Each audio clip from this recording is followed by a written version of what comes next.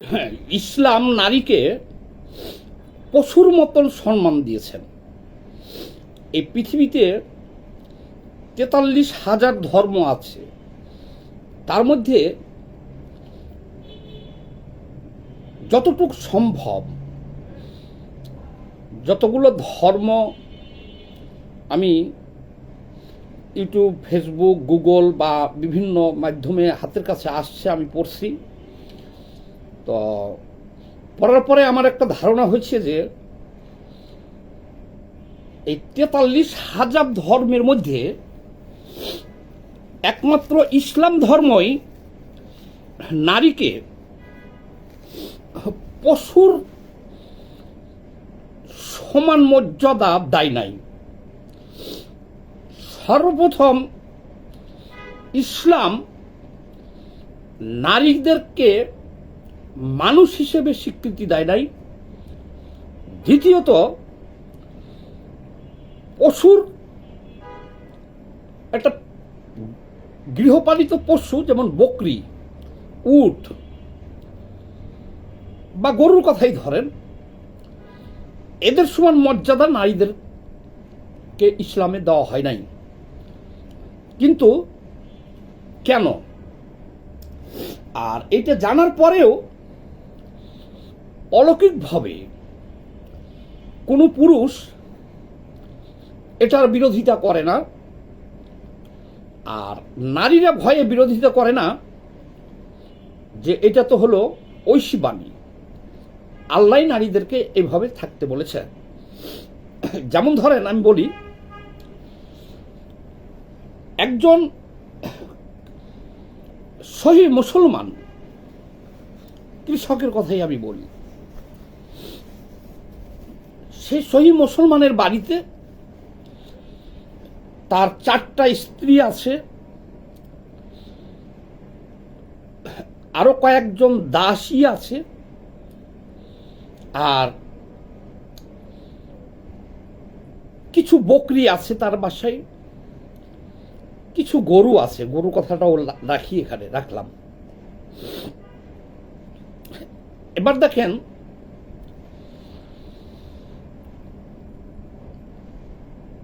এই যে মুসলিম পুরুষটা, তার যে 4টা স্ত্রী আছে, ইসলামী বিধান মোতাবেক সেই স্ত্রীদেরকে সে ইচ্ছা মতো পিটাইতে পারবে,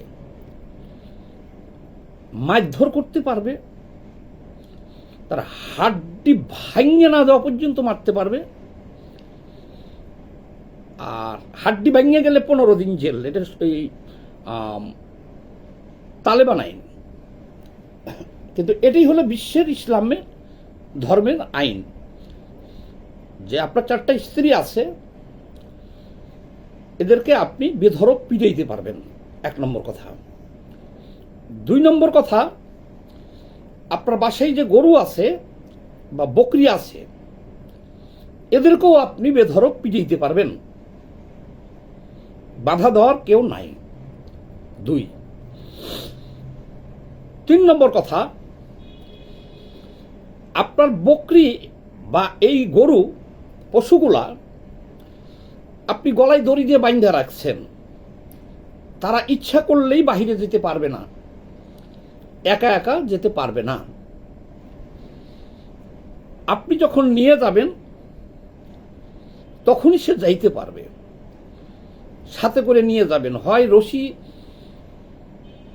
দিয়ে গলায় বাঁধিয়ে নিয়ে যাবেন গরু ছাগল, অথবা ছেড়ে দিয়ে আপনি লাঠি নিয়ে 5 ঘুরবেন, এই দিকে যা, এই দিকে যা, ওই দিকে যা, একটু 19-20 হলে আপনি পিটাইতে পারবেন সেই গরুগুলারে। তদ্রূপ আপনি আপনার এই যে 4 স্ত্রী ঘরে রাখছেন, তারাও আপনার অনুমতি ছাড়া, যেমন আপনার সেই গরু ছাগলগুলো আপনার অনুমতি ছাড়া ঘরের বাহিরে যেতে পারবে না, ঠিক তদ্রূপ আপনার এই স্ত্রীগুলাও আপনার অনুমতি ছাড়া ঘরের বাহিরে যেতে পারবে না। আপনি যেমন গরু ছাগলকে ঘরের বাহিরে নিয়ে যান, তদ্রূপ আপনার এই স্ত্রীরাও বাহিরে যেতে গেলে তার উপযুক্ত গার্জেন অর্থাৎ আপনি সাথে করে নিয়ে যেতে হবে আপনার, অথবা ওই গরুদের যেমন একজন রাখাল দিয়ে দেন, তাহলে রাখালে লাঠি হাতে করে নিয়ে যায়। আর মুসলিম নারীদের বের হইতে গেলে এরা আবার পশুর চাইতে একটু অধিক সমস্যা।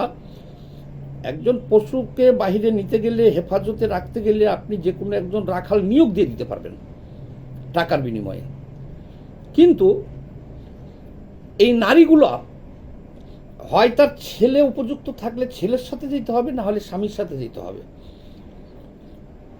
উপযুক্ত কি জানি বলে এটাকে, মহতারাম, এছাড়া এই নারীরা বাহিরে যেতে পারবে না। 2, তাহলে এই বকরির মধ্যে আর গরুর মধ্যে আর এই নারীদের মধ্যে পার্থক্য হলো কি? পার্থক্য হলো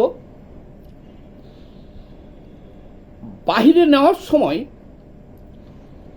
এই গরু বা ছাগলের চোখ বাইন্ধে দেওয়া হয় না, বা তাদেরকে ঢেকে দেওয়া হয় না, তারা উন্মুক্ত বাতাসে চলাফেরা করতে পারে। কিন্তু এই নারীদেরকে ঘর থেকে বাহিরে নিতে গেলে ইসলামে তাদের মাথা থেকে পা পর্যন্ত ঢেকে দেওয়া হয়, তাদের চোখ টোক বেঁধে ফেলা হয়। এখানেই নারীরা ওই পশুর চাইতে সুবিধা বঞ্চিত, অস্বস্তি বোধ করে নারীরা। যে গরু ছাগল এগুলোকে যখন আপনি বাহিরে নেন তাদের চোখ বাঁধেন না, কিন্তু নারীদেরকে বাহিরে নিলে পারে আপনি তাদের চোখ বেঁধে ফেলেন। আপনি যেমন আপনার গরু ছাগল এটা বিক্রি করতে পারবেন, আপনি আপনার স্ত্রীকেও বিক্রি করে দিতে পারবেন। আপনি আপনার এই গরুগুলোকে যখন তখন ইচ্ছা করলে লাঠি দিয়ে পিটাইতে পারবেন, বিক্রি করে দিতে পারবেন, মানে আবার ইচ্ছা করলে ছেড়ে দিতে পারেন, বা কোনো এতিমখানায় আপনি একটা দানও করে দিতে পারেন। তদ্রূপ আপনার এই নারীগুলোকে আপনি বিক্রি করে দিতে পারবেন। এটা বাংলাদেশের বিশিষ্ট ওয়াজি হুজুর রাজ্জাক সহ অনেকেই, এটা অনেকের ওয়াজি আছে যে আপনি ইচ্ছা করলে আপনার স্ত্রীকে বিক্রি করে দিতে পারেন। 1 নাম্বার 2,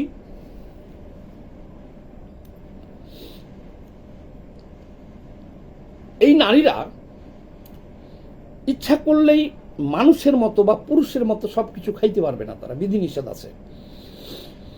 সিগারেট খাইতে পারবেন না, বিড়ি খাইতে পারবেন না, গাঁজা খাইতে পারবেন না, মদ খাইতে পারবেন না, বিয়ার খাইতে পারবে না,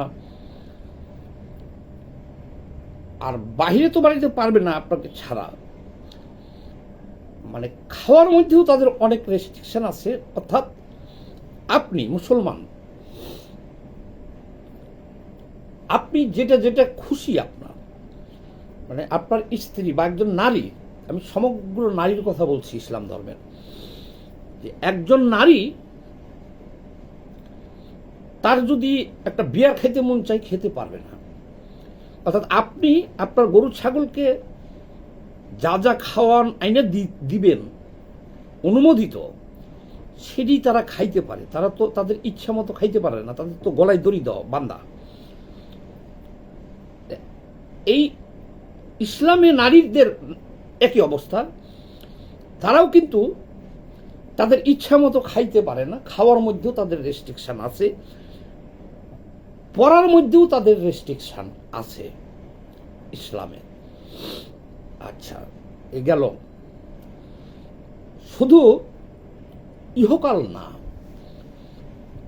তাদেরকে মানুষ হিসেবে, এই যেমন ঢাকা বিশ্ববিদ্যালয়ে কালকে 3 জন নারী গেছে সেহরির সময়, তাদেরকে মারধর করছে। কার মা, কার বোন, কার সন্তান এটার বিষয় না। নারী যেহেতু একলা, সেটাই 3টে বাজে, আর 3টা 4টে নারী বা 5 জন টিএসসিতে, তাদেরকে দেখার লগে লগে মুসলমানরা মারছে। ঢাকা বিশ্ববিদ্যালয়ে মুসলমান ছাত্র যারা, এরা মারছে। কারণ নারী তো গার্জেন ছাড়া, বোরখা ছাড়া যেতে পারবে না ঘরের বাইরে। তো সমগ্র পৃথিবীর 43,000 ধর্মের মধ্যে একমাত্র আর কোনো ধর্মে আছে কিনা আমার জানা নাই, আমি পাই নাই। একমাত্র ইসলাম ধর্মেই নারীদের জন্য এই ধরনের বিধিবিধান আছে। কয়টা? 4টা। আচ্ছা, আবার দেখেন, একটা পালে আপনার বাড়িতে যদি 20টা ছাগল থাকে, তার মধ্যে আমি সচরাচর দেখছি একটা পাঠা থাকে। এই 20টা ছাগলের যৌন চাহিদা, ছাগির যৌন চাহিদা পূরণের জন্য একটা পাঠা থাকে।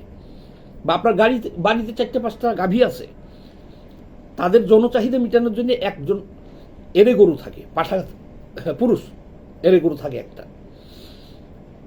আমি মুসলিম নারীদেরও, মুসলিম সমাজে এরকমই দেখেছি যে একজন মুসলিম পুরুষ তার আন্ডারে 4টা স্ত্রী, কিছু দাসী রাখছে এবং তাদের যৌন চাহিদা সে মেটাবে।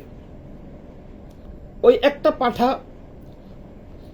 অনেকগুলা ছাগির যৌন চাহিদা মেটানোর জন্য রাখা হয়, অনেকগুলা গাভীর যৌন চাহিদা মেটানোর জন্য এই একটা পাঠা থাকে।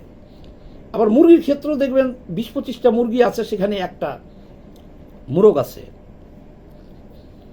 তাহলে ইসলামে নারীদের সাথে আচরণটা, নারীদেরকে